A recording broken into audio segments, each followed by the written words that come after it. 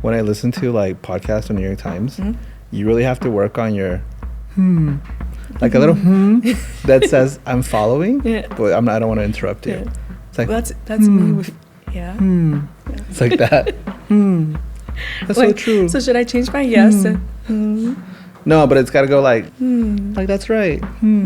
Like that. Every New York Times podcast. If you master that, you can have a podcast.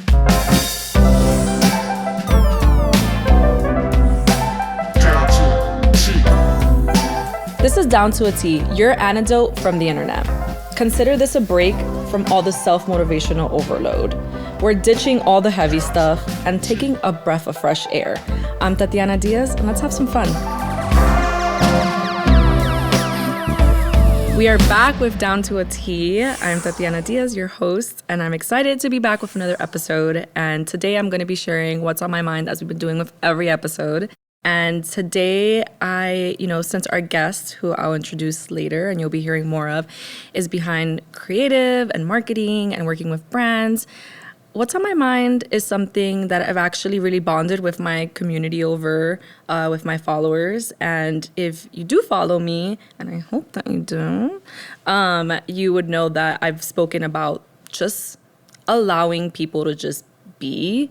And what I mean by that is allowing us to just be nuanced, which you will hear more in our conversation later, but not having to be just no pandering. And for me as a Latina, I value so much when someone allows me to exist beyond just my Latinidad. Although conversations about culture and Latinidad are important, and I always value those, I do value also when I'm allowed or asked to be in a space beyond just Latinidad, and I can speak to more than just my culture. Because I do have other thoughts. I do have other forms of existing. I do have so much more to me than just that. And that's why I wanted to touch on this a bit, because I also want you to know the things that inspired me to create this space, to have each guest that I'm going to be having, what motivates this fun, nuanced space that isn't this forced conversation, this forced pandering, none of it. It's just a space for anyone to be themselves, let them be them, and just have fun. And so for me, I'm really excited for you to hear today's conversation.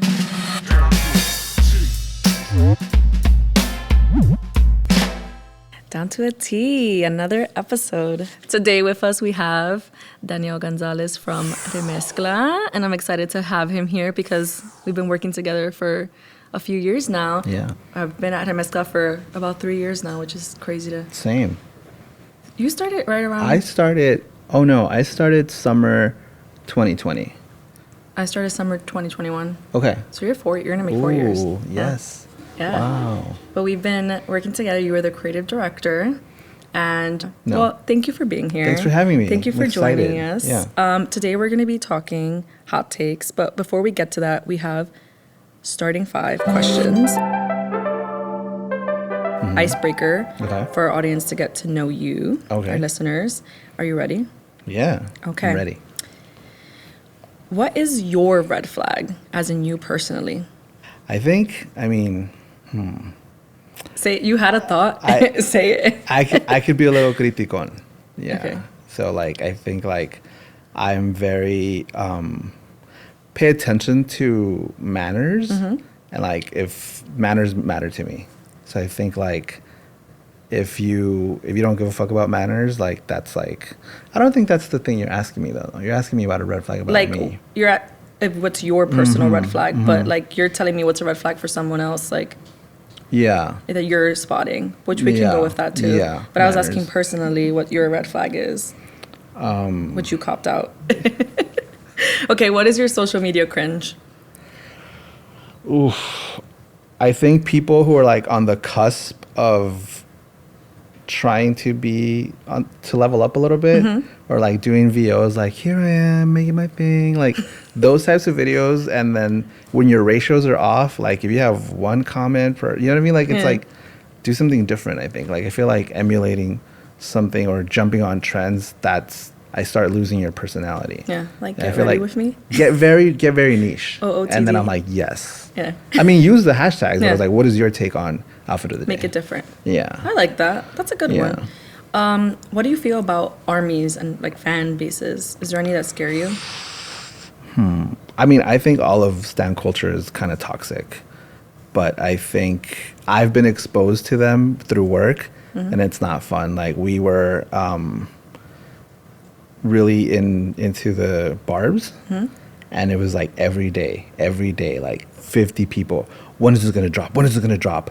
To the point, like the brand was like, we need to step away from this Yeah. because all of our content has been swallowed up by this. Oh. And so it was crazy. So I think it's cool to be a super fan, but I think like armies and to be defined by this one thing, it's less about how it affects me, but I think making one thing your personality is like the opposite of where I want to be, which is to be like a more well-rounded whole person. Yeah.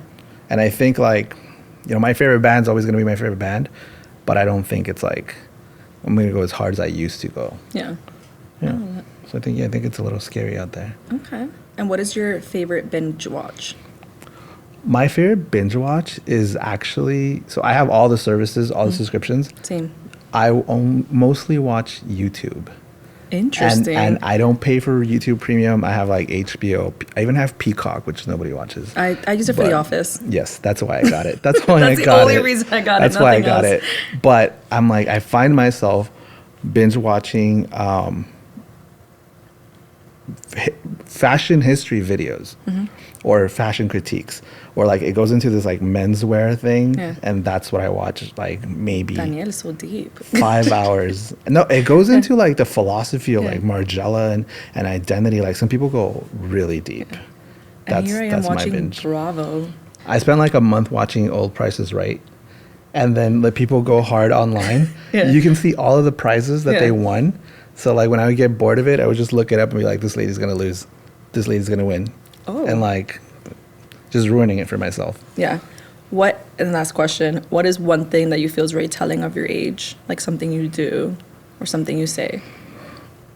What you call weed, like what you call cannabis, Okay. is like, like old people's like, oh, smoking grass or whatever. Like what you call cannabis is very telling of your age.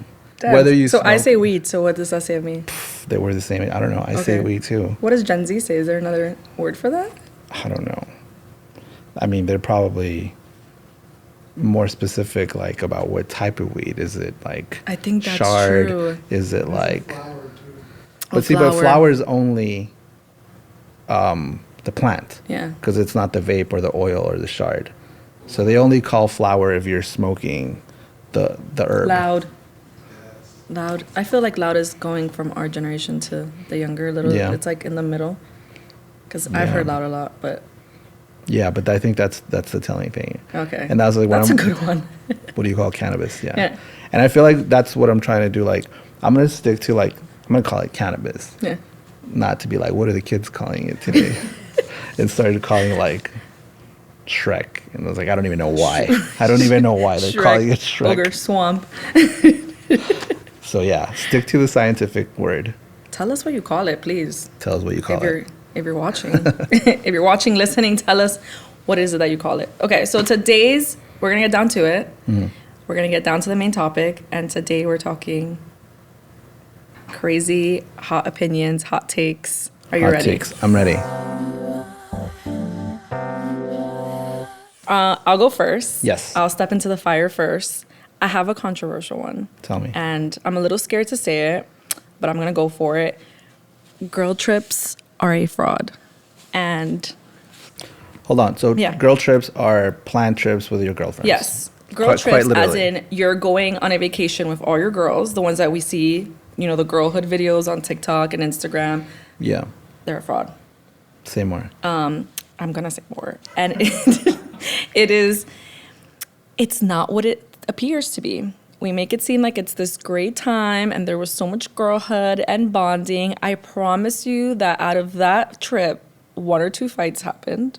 I promise you that 1 or 2 little cliques came out closer. I promise you that there was cliques within that trip and one or two girls were bonding. And of course, there are exceptions. Because I know someone out there is going to be like, that's you and your friends. Right. Me and my friends don't do that. And I'm like, then you're not a part of one of the cliques. You were left out. You were left out from the shit talking. You were left out from the cliques.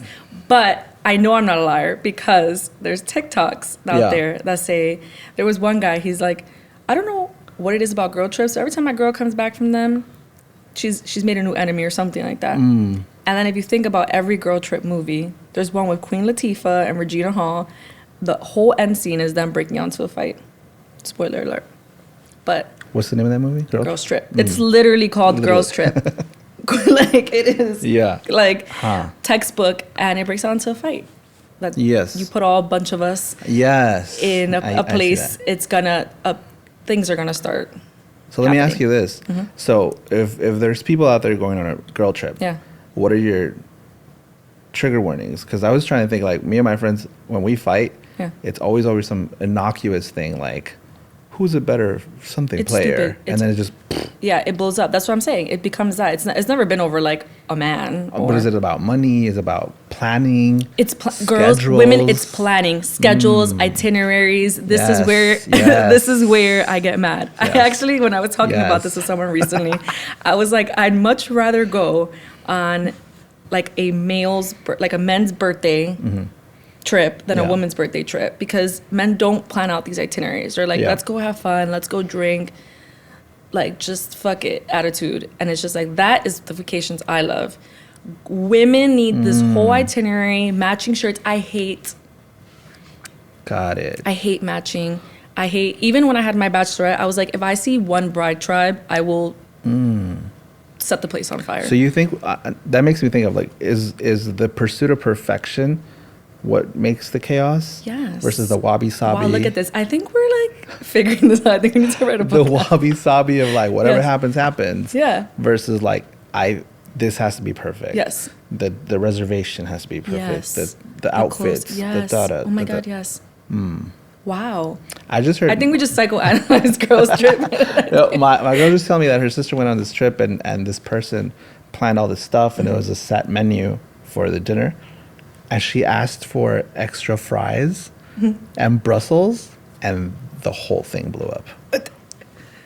That's insane to me. That's what I'm telling you. You will fight over the stupidest thing like that. Like, oh, someone ordered extra fries. And you didn't like my you didn't like what I prepared? And then they start crying and you're like, what the fuck just happened? I just want extra. You see? Yeah. This is actually the perfect example of what I'm talking about. Yeah. And then the girls will think, like, they'll leave the weekend not thinking that anything wrong happened. But if you, like, literally dissect what happened, that small fight, there was, like, a few of those that happened. And you're like... And then there's the group chat and then the side group chat to talk about the main group chat. That's what I'm saying. If you feel like you are not, this has never happened to you, and you and your friends, you are not in the side group chat. You are in the main group chat. You have not made it to the side group chat, and I promise you, there is a side group chat. But you can tell with the cadence. Yes. If it goes a little bit quiet and you're like, And I promise you there's a postmortem, right. always. And if you're not in the postmortem chat, I don't know. That's a good one. You might be the problem. That's a good one. I need to hear one from you now. I think cancel culture is canceled. But I think we're in a place, and this is me being hopeful, we're accepting people as a whole thing versus a one thing, right? Okay. So, like, what I was thinking in that sense is I was thinking that Kanye West is back, right? Oh. So that's my hot take itself. But I think culturally, we're going to a place where, yes, he is problematic and da-da-da, but he's also this prolific artist. Okay. And so I think, like, accepting ourselves and also accepting that celebrities and stars are human and flawed. Oh, yeah. Versus, like, I don't know if that's something that people used to think before. Yeah, allowing for more nuance. For nuance, yes. One of Kanye's biggest talents is timing. His timing has always been impeccable. Yeah. When it's like the short album, the long album, where people want this, and he went with Yeezus, like, his timing is really perfect. And I think 2024 and the trilogy of the albums have him in a place where, like, people are understanding the nuance that got him canceled in the first place, which for many people it's not, but I think we understand the global scale of it a little bit more nuanced. Yeah. That it's never going to be black and white. It's never going to be clear cut. And I think that type of world where we're like, well, I can see this and I can see that, it gives him an opportunity to be like, here's my artwork. I mean, my Yeezys are retired. It didn't click for me when I was like putting them on. I just like, because I've always had them and I was just like packing them because they were comfortable to walk in. And I was like, oh, yeah. But yeah, I don't know when I don't know when I'm gonna bring out my Yeezys. Yeah. They're still tucked away. But artistically, music-wise. But artistically, that video, it's like somebody said, what was the name of the artist? Sean Rothman. And it's like these AI transitions and it goes into like a spooky world. Like once you catch that vibe, then you're like, this record is fire. Okay. Yeah. So that's my take. He's back. And he's gonna be back in a big way. Oh, okay. You heard that here first.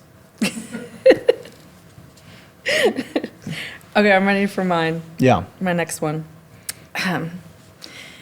If you cannot split the bill evenly, do not leave your house. Do not leave your fucking house. That is my take. That's my take. And I'm not talking about because someone's, again, society. The naysayers would be like, oh, but like someone's buying like 3 Moet bottles. That is not what I'm talking about. Yeah. And your friend should be decent enough to be like, oh, this is on me. Yeah. Because I'm buying this. But if you're going to sit here nitpicking the bill because you didn't eat from the appetizers, don't leave your house. I like that. Also, like, I mean, it kind of shows like hang out with people who are compassionate about your brokenness. You know? Like if people is like, because some people try to game that shit and be like, I'm going to get lit and order 5 cocktails because it's really coming 2.5. Like if your friends are trying to game the system, don't go out with them. But it's like also like, what are you trying to front? Just don't. My friends know when I'm broke, you stay home, or I'm saving or whatever it is. They know. I'm not trying to lie here and like pretend and say I only had this one thing. That's no. Right. Just I say, go big or stay home. Yes. Thank you. Go big or stay home. Or just hang out in your house. Or just offer that. Or just make up an excuse. There's so many excuses nowadays. Yeah. It's like, but then you'll see people like go to Tao or something. Yeah. And then they're like, or someone's birthday and they're like, oh, I didn't. I've seen the craziest nitpicking in my life. And I'm just like, what? They'll be like, oh, I only had 2 glasses from like the shared sangria. And you're like, well, I had one of the shrimp. Oh, yeah. I only had 1 French fry. It's like, we're counting now. Yeah. I want to add to your hot take. And yes. If you can't tip 20%, don't go out. Another one. 20%. You got some happy faces in the These studio. people work hard. I always feel like I'm biased because I was a server once. Yeah. And I'm always like looking out for the servers. But, 20% of their work, just budget that into what you're going to spend. Yeah. If that means 1 less cocktail or 1 less appetizer, like just budget 20. I love that. Or stay home.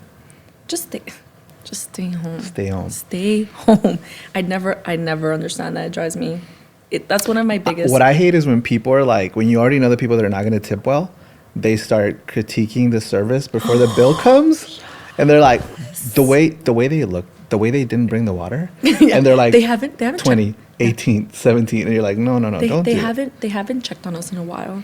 And then at the end, they're always the ones that are like, I didn't love the service here. Right. And you're like, what? It was normal service. Like, right. Yeah. And oh my God, yes.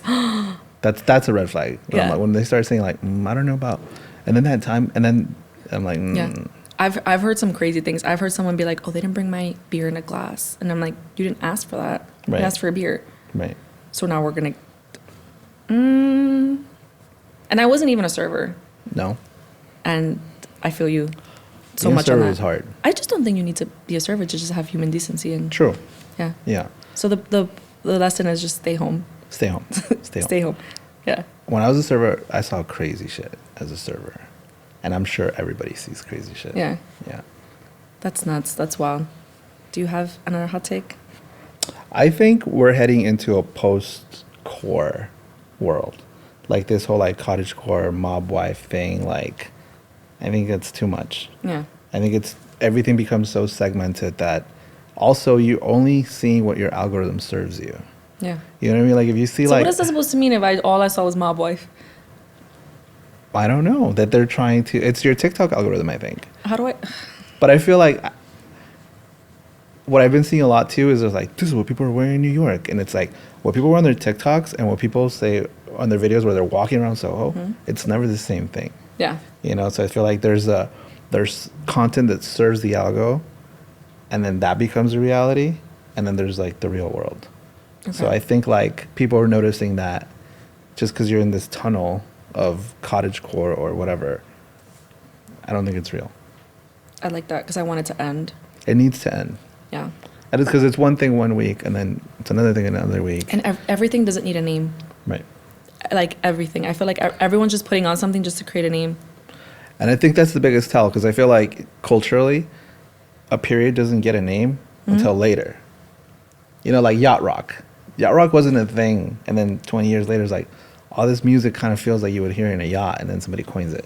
Yeah. But if you're coining it in the moment, it's not real. Yes. It's not real. Thank you. That needs to be the line right there. I think we end the episode now. Just like, if you're coining it in that moment, it is not real. It's not real. No. Yeah. But you add, like, even like for just beauty stuff, just because I need to reference that real quick. Everything's like latte makeup, blueberry nails. Like, I'm like, what are these names? And why is everything pegged to like food nowadays? And just like, it's either an aesthetic or like, I don't know. It's just weird. And everything, like, I love that mob wives thing, how a bunch of Italian women came out and were like, what is this? Our culture is not your costume. Yeah. I saw that. I was just like, I was like, ooh, okay. Inception. I think we have time for one more hot take. Okay. And this one's also probably going to upset people. I'm just here to upset people all day long. This could be every episode, honestly. If you have ever captured yourself crying on camera, you're cringe. Absolutely. I agree with that 100%. I'm like, did you... Performative emotions. Did you plant the phone somewhere? Also, what did you lean it on? Right. Did you put it on a tripod? Right. You pressed the start button. You plopped yourself in a way in which you can see yourself, and you captured yourself crying. Yes.